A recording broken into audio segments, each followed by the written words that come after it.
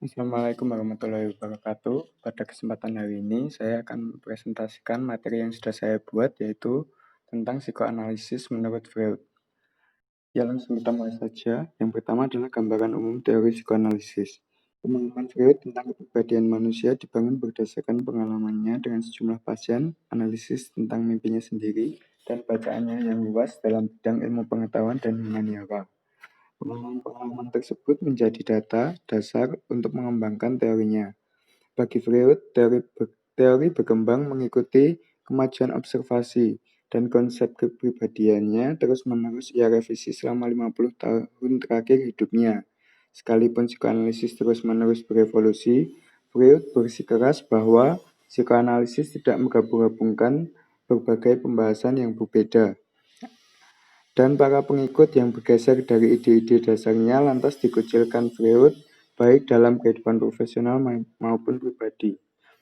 Sekalipun Freud memandang dirinya sebagai ilmuwan, definisinya tentang sains agaknya berbeda dengan kebanyakan psikolog saat ini.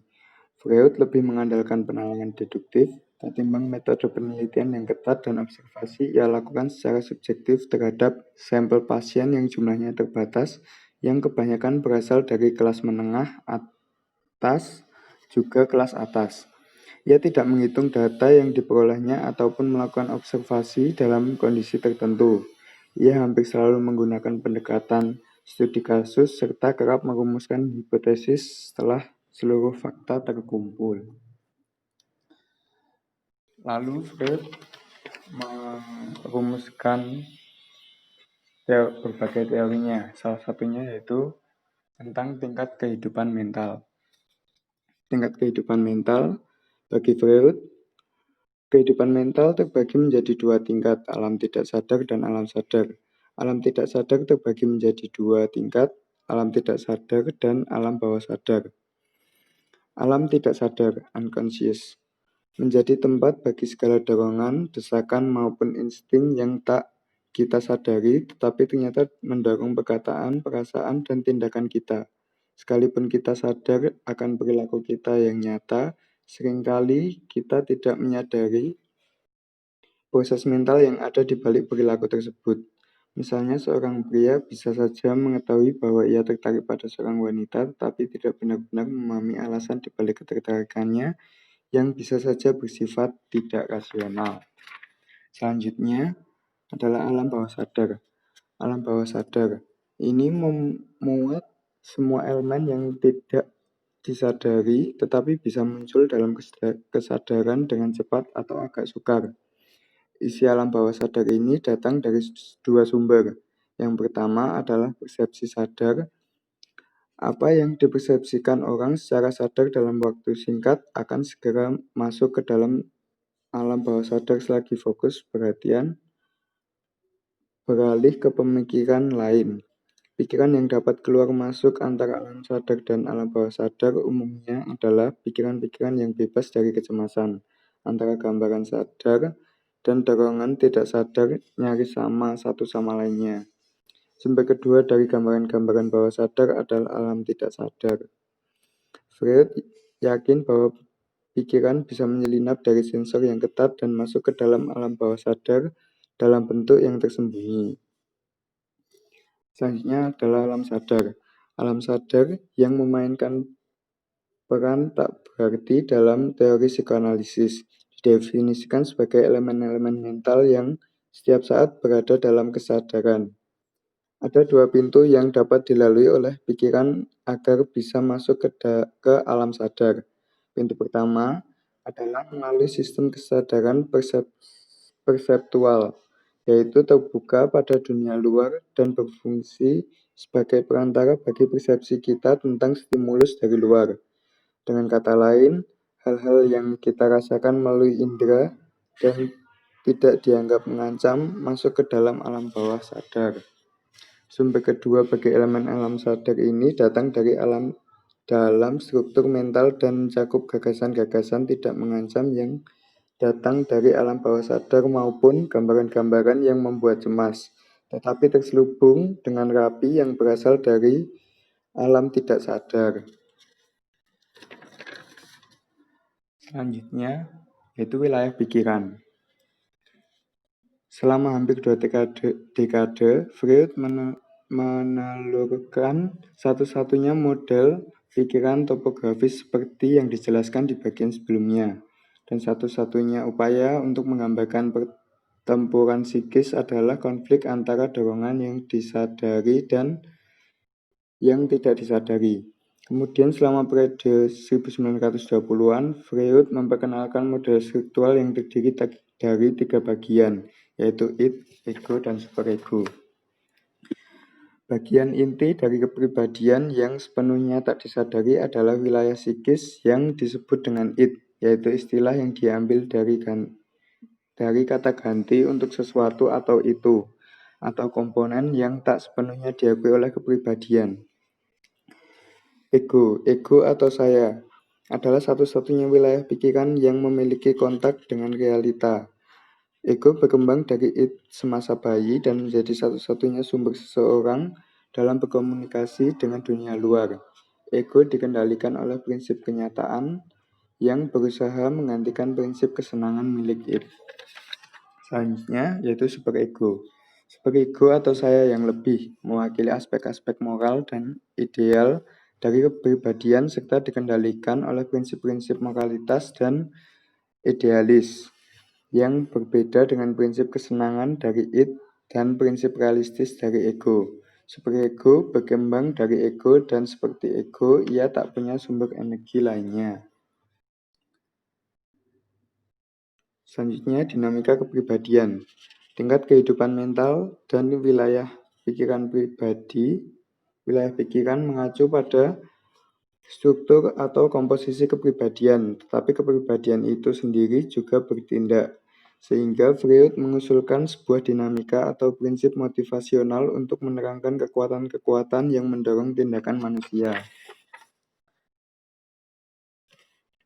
Yaitu yang pertama adalah dorongan-dorongan yang terdiri dari seks, agresi, dan kecemasan. Freud meyakini bahwa seluruh tubuh dialiri oleh libido. Selain genital, mulut dan anus juga mampu menghasilkan kesenangan seksual dan dikenal sebagai zona erogenus. Tujuan utama dari dorongan seksual ini tak bisa diubah, tetapi jalur yang ditempuh untuk mencapai tujuan dapat bervariasi. Bentuknya bisa aktif maupun pasif atau terhambat secara temporer atau permanen. Itu pengertian dari seks. Selanjutnya agresi. Sebagaimana konsep-konsep lain dari Freud, ia mengajukan pemikirannya secara tentatif dan disertai dengan kehati-hatian. Akan tetapi, seiring berjalannya waktu, agresi juga konsep-konsep lain yang masih serba tentatif berkembang menjadi dogma. Tujuan dari dorongan merusak, menurut Freud, adalah kembalinya organisme ke kondisi inorganik. Oleh karena kondisi inorganik yang paling utama adalah kematian, maka tujuan akhir dari dorongan agresi adalah penghancuran diri. Serupa dengan dorongan seksual, agresi bersifat fleksibel dan bisa berubah bentuk. Misalnya dengan menggoda, bersikap bergosip, sarkasme, mempermalukan orang lain, humor, dan menikmati penderitaan orang lain. Kecenderungan agresi ada pada semua orang, dan hal ini menjelaskan mengapa terjadi perang pembantaian dan pencemaran agama. Selanjutnya, kecemasan. Seks dan agresi menduduki posisi sentral dalam teori dinamika Freud, bersama-sama dengan kecemasan. Dalam mendefinisikan kecemasan, Freud menjelaskan bahwa kecemasan merupakan situasi afektif yang dirasa tidak menyenangkan yang diikuti oleh sensasi fisik yang memperingatkan seseorang akan bahaya yang mengancam.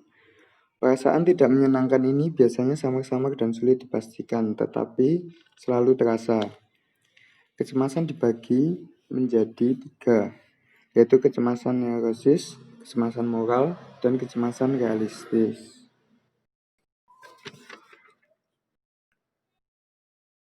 Selanjutnya, mekanisme pertahanan. Yang pertama, yaitu ada represi. Represi yaitu mekanisme pertahanan yang paling dasar karena muncul juga pada bentuk-bentuk mekanisme pertahanan lain. Selanjutnya adalah pembentukan reaksi. Salah satu cara dorongan yang ditekan tersebut bisa disadari adalah dengan cara menyembunyikan diri dalam selubung yang sama sekali bertentangan dengan bentuk semula. Pengalian. Freud meyakini bahwa pembentukan reaksi terbatas hanya pada satu objek tunggal. Akan tetapi, pada pengalian, orang bisa mengarahkan dorongan-dorongan yang tak sesuai ini pada sejumlah orang atau objek sehingga dorongan aslinya terselubung atau tersembunyi. Misalnya, seorang perempuan yang marah pada teman sekamarnya bisa mengalihkan rasa marahnya kepada para pegawainya, kucing peliharaannya, atau boneka binatang miliknya. Fiksasi. Secara umum, pertumbuhan psikis lazimnya bergerak secara kontinu melalui serangkaian tahap perkembangan. Akan tetapi, proses pendewasaan secara psikologis tidaklah bebas dari momen-momen yang penuh dengan stres maupun kecemasan. Jika melangkah ke tahap perkembangan lebih lanjut memunculkan kecemasan yang begitu besar, maka ego bisa mengambil strategi untuk tetap bertahan di tahap psikologi saat ini yang lebih nyaman. Pertahanan seperti ini disebut dengan fiksasi. Selanjutnya adalah regresi. Pada saat libido melewati tahap perkembangan tertentu, di masa-masa penuh stres dan kecemasan, libido bisa kembali ke tahap yang sebelumnya. Selanjutnya yaitu proyeksi. Manakala dorongan dari dalam menyebabkan kecemasan yang berlebihan, ego biasanya mengurangi rasa cemas tersebut dengan mengarahkan dorongan yang tak diinginkan ke objek eksternal, biasanya ke orang lain. Proyeksi didefinisikan sebagai melihat dorongan atau perasaan orang lain yang tidak dapat diterima, padahal sebenarnya perasaan atau dorongan tersebut ada di alam tidak sadar dari diri sendiri. Selanjutnya, introyeksi. Introyeksi adalah mekanisme pertahanan di mana seseorang meleburkan sifat-sifat positif orang lain ke dalam egonya sendiri. Sublimasi. Sublimasi merupakan represi dari tujuan genital dari eros dengan cara menggantikannya ke hal-hal yang bisa diterima, baik secara kultural ataupun sosial. Selanjutnya, tahap perkembangan. Tahap perkembangan ini ada tahap infantil, periode laten, dan tahap genital. Periode infantil. Salah satu asumsi paling penting dari Freud adalah bayi mempunyai kehidupan seksual dan mengalami perkembangan seksual pragenital dalam 4 atau 5 tahun pertama setelah kelahiran. Saat itu, Freud awalnya menulis tentang seksualitas infantil yang sekalipun bukan konsep baru, tetapi mendapatkan penolakan dari sejumlah pihak. Akan tetapi saat ini para pengamat yang melakukan observasi ketat mengaku bahwa anak-anak punya ketertarikan pada alat kelamin mereka, menyukai kesenangan seksual, dan mengungkapkan rangsangan seksual. Seksualitas anak-anak berbeda dengan seksualitas pada orang dewasa karena tidak punya kemampuan reproduksi dan sepenuhnya autoerotis. Akan tetapi baik pada anak-anak maupun orang dewasa, dorongan-dorongan seksual bisa dipuaskan oleh organ-organ selain genital. Mulut juga anus adalah bagian-bagian yang sensitif terhadap stimulasi bersifat erogen. Freud membagi tahap infantil ke dalam 3 fase berdasarkan zona erogen utama yang berkembang paling pesat. Pertama, fase oral, kemudian diikuti dengan fase anal dan falik. Fase oral, oleh karena mulut merupakan organ pertama yang memberikan kesenangan pada bayi, maka dalam tahap perkembangan Freud yang pertama adalah fase oral. Bayi mendapatkan zat nutrisi untuk mempertahankan hidup melalui aktivitas oral. Tapi selain itu mereka juga memperoleh kesenangan dan perilaku menghisap tersebut. Selanjutnya adalah fase anal, yaitu dorongan agresif yang pada tahun pertama kehidupan terwujud dalam bentuk sadisme oral. Dorongan ini berkembang lebih utuh di tahun kedua, saat anus muncul sebagai zona yang memberikan kepuasan seksual. Oleh karena periode ini ditandai dengan kepuasan yang diperoleh melalui perilaku agresif, dan fungsi-fungsi pembuangan atau ekskresi. Maka Freud menyebut periode ini sebagai fase anal sadistis atau singkatnya fase anal dari perkembangan manusia. Fase ini dibagi menjadi dua subfase, yaitu anal awal dan anal akhir. Selama periode anal awal, anak memperoleh kepuasan dari merusak atau menghilangkan objek. Pada masa ini, sifat menghancurkan dari dorongan sadistis lebih kuat dibandingkan dorongan erotis, sehingga anak-anak seringkali bertindak agresif pada orang tua karena mereka frustasi dengan latihan penggunaan toilet. Kemudian pada anak-anak memasuki periode anal akhir, mereka kadang-kadang memiliki ketertarikan pada feses atau kotoran, ketertarikan yang berakar pada kesenangan erotis yang diperoleh dari pelaku buang air besar.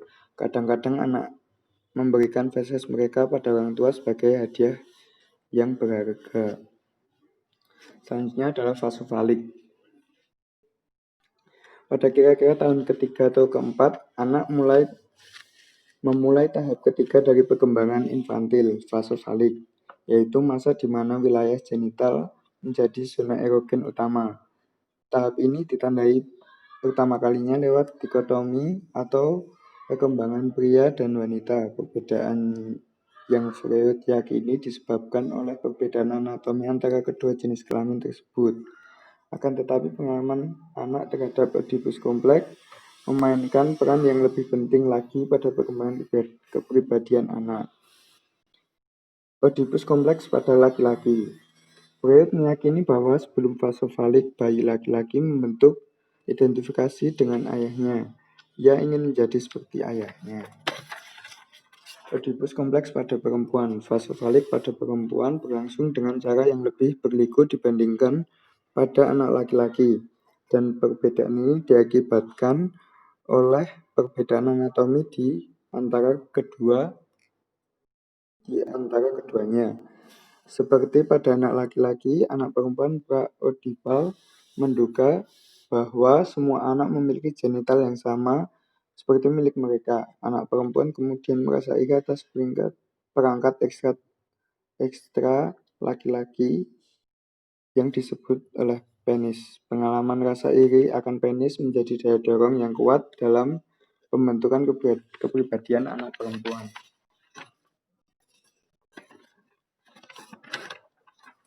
Selanjutnya yaitu periode laten. Freud meyakini bahwa pada tahun keempat dan kelima sampai masa puber baik anak laki-laki maupun perempuan lazimnya, tetapi tidak selalu, melalui periode perkembangan psikoseksual yang non-aktif. Fase laten ini sebagian dimunculkan oleh upaya orang tua menghukum atau mencegah aktivitas seksual. Periode genital. Masa puber menandai penyadaran kembali atas tujuan seksual dan mulainya periode genital. Selama masa puber, kehidupan seksual seseorang yang terbagi ke dalam dua fase memasuki fase keduanya yang mempunyai sederetan perbedaan mendasar dari periode infantil. Kematangan. Periode genital dimulai pada saat pubertas dan berlanjut di sepanjang hidup individu. Pada periode ini, seseorang mencapai kematangan fisiknya. Sebagai tambahan pada fase genital, Freud mengungkapkan tapi tak pernah sepenuhnya mengkonseptualisasikan adanya periode kematangan psikologis. Satu tahap yang dilalui setelah seseorang melalui periode perkembangan secara ideal. Penerapan teori psikoanalisis. Teknik yaitu dibagi menjadi dua, yaitu teknik terapeutik awal Freud. Dalam hal ini, Freud meyakini bahwa gejala neurotis terkait dengan fantasi masa kanak-kanak ketimbang kenyataan material, dan ia secara bertahap mengadopsi teknik terapeutik yang lebih pasif. Teknik terapeutik Freud yang berkembang kemudian. Tujuan utama dari terapi psikoanalisis Freud yang berkembang kemudian adalah mengungkapkan ingatan yang direpresi melalui asosiasi bebas dan analisis mimpi. Lalu analisis mimpi. Freud mengungkapkan analisis mimpi untuk mengubah muatan manifest pada mimpi menjadi muatan laten yang lebih penting. Muatan manifest dari mimpi adalah makna mimpi pada permukaan atau deskripsi sadar yang disampaikan oleh orang yang bermimpi, sedangkan muatan laten berarti hal-hal yang tak disadari. Asumsi dasar dari analisis mimpi Freud adalah hampir semua mimpi merupakan upaya pemenuhan keinginan. Sejumlah keinginan tampak jelas dan diungkapkan melalui muatan manifest, seperti pada orang yang tidur dalam keadaan lapar dan bermimpi makan makanan enak yang banyak.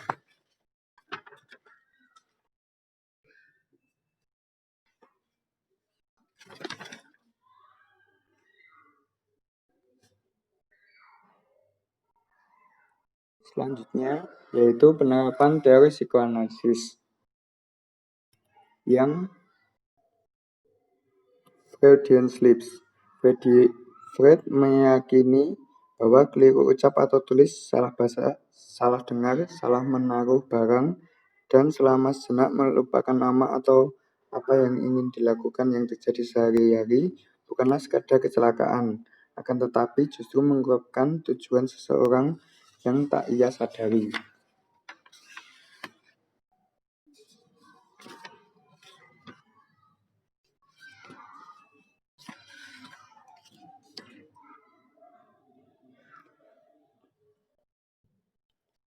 Penelitian terkait. Dari seluruh teori yang diajukan oleh Freud, bobot ilmiah dari teorinya adalah salah satu pertanyaan yang paling sering diajukan dan diperdebatkan. Apakah psikoanalisis bisa digolongkan sebagai ilmu atau hanya spekulasi yang dilakukan sambil duduk-duduk di kursi? Apakah hipotesis yang diajukan oleh Freud bisa diuji? Apakah ide-idenya bisa teruji secara eksperimental? Karl Popper, filsuf sains yang mengedepankan kriteria dapat diulang, membandingkan teori Freud dengan teori Einstein dan menyatakan bahwa teori Freud tidak bisa diulang sehingga tak bisa digolongkan sebagai ilmu. Selama abad 20, memang terdapat sederetan akademisi psikologi yang menampik gagasan Freud karena dianggap sebagai spekulasi yang menarik dan boleh jadi memuat pemahaman tentang sifat manusia, tapi tidak bisa disebut sebagai ilmu. Proses mental tidak sadar. Kebanyakan ilmuwan dan filsuf mengakui dua bentuk kesadaran yang berbeda. Pertama adalah kondisi tidak sadar atau tidak terjaga, dan kedua adalah kondisi sadar. Kondisi tidak sadar disebut sebagai kesadaran inti, sementara kondisi sadar disebut sebagai kesadaran yang diperluas. Kesenangan dan id, halangan dan ego. Temuan dari berbagai program penelitian neuroscience menunjukkan bahwa dorongan demi kesenangan bermula dari neurologis pada dua struktur otak, yaitu batang otak dan sistem limbik.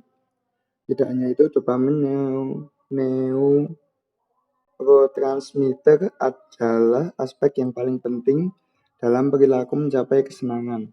Dalam bahasa Freud, ini adalah dorongan dan insting id, represi, halangan, dan mekanisme pertahanan.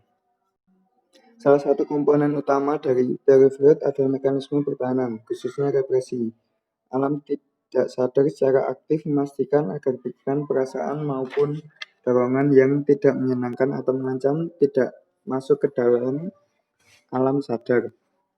Wilayah mekanisme pertahanan menjadi area kajian yang aktif digali oleh pakar kepribadian. Beberapa penelitian berfokus pada proyeksi dan identifikasi pada masa kanak-kanak dan remaja, sedangkan penelitian lain menggali pihak mana yang umumnya menjadi sasaran proyeksi.